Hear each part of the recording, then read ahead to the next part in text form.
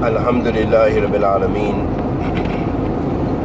Wa sallallahu wa sallam ala nabiyyina Muhammad wa ala alihi wa sahbihi wa sallam. Amma ba'd, ahabbati fillah. These are just some musings on a very serious disease that we face in our community as Muslims. And this is not unique to the West, nor is it unique to the East, and I'll give you some examples. And this disease that tears us apart as an ummah is racism. And there's no doubt we're all infected by racism, even if we don't realize it. And the Prophet ﷺ said, إن الله لا ينظر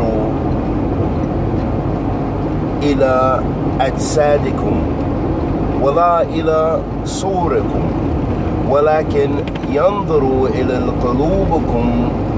قلوبكم وأعمالكم. The Prophet ﷺ, and I believe the hadith is in Sahih Muslim, he said, verily, verily Allah does not look to your bodies nor your beautiful shape, but instead he looks to your hearts and your deeds. And there are countless ahadith which speak about that, about the importance. Ala wa hiya qalb. The Prophet ﷺ mentioned that if there's a morsel of flesh, that if it is healthy, the whole body is healthy, and if it is sick, the whole body is sick, and it's the heart. And the Prophet ﷺ reprimanded one of the Sahaba radiyallahu ta'ala anhum ajma'in when he spoke about Bilal radiyallahu ta'ala anhu and said, "You're the son of a black mother." And this was in a way to belittle him. And this was from the ways of Jahiliyyah.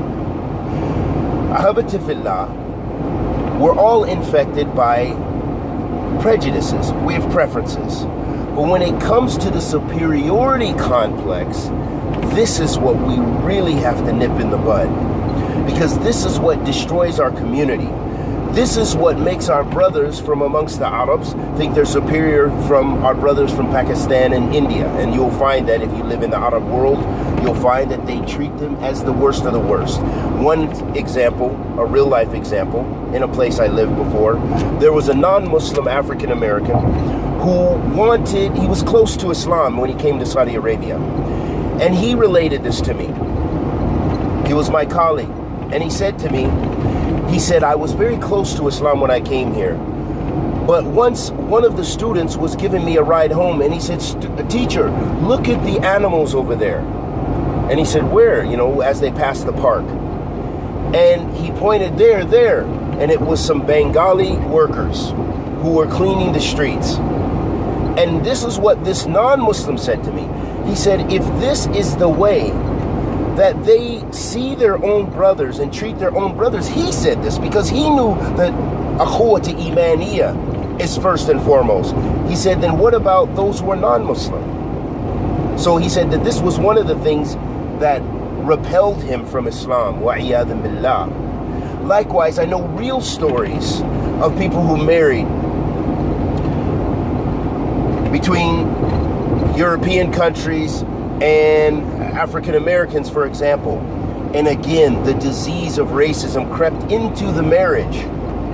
وَعِيَاذٍ بِاللَّهِ مِنْ ضَلَالٍ مُبِينٍ. Ahabati fillah, this disease can only be rectified through the sunnah because it's everywhere. Non-Muslims and Muslims practice this disease and are infected by this disease. The only way to rehabilitate the heart is through turning to the sunnah of the Prophet ﷺ and releasing those aspects of superiority. I know talabat al-ilm kathir, some of the students of knowledge that I know, and some of them are some of the most racist and arrogant people and have a colonial mindset. that they are superior. Sometimes because they think that they're white and they think everyone loves white. And this is a very strange concept that they didn't deal with this in Jahiliyyah. But it goes to show that when we come to Islam, that we carry baggage. We carry characteristics. And those who return to Islam, who are born Muslim, they carry their cultural baggage. If they're Pakistani, they have Pakistani baggage from their culture and their families and prejudices and Jahiliyyah that they carry. Likewise if they're from India, likewise if they're from Bangladesh, likewise if they're Somali, likewise if they're Ethiopian. My point being, Habitifillah, that if we do not put medicine, which is destroying our hearts, and I'll give you another important example that we have in the communities in the West. We have many immigrant communities, may Allah subhanahu wa ta'ala reward them for their khair. But they don't address the needs at all of the people there. They don't give da'wah to Allah subhanahu wa ta'ala, which is first and foremost why they should be in America, not making hijrah for economic and other reasons that they've made hijrah for. And they do nothing for the people.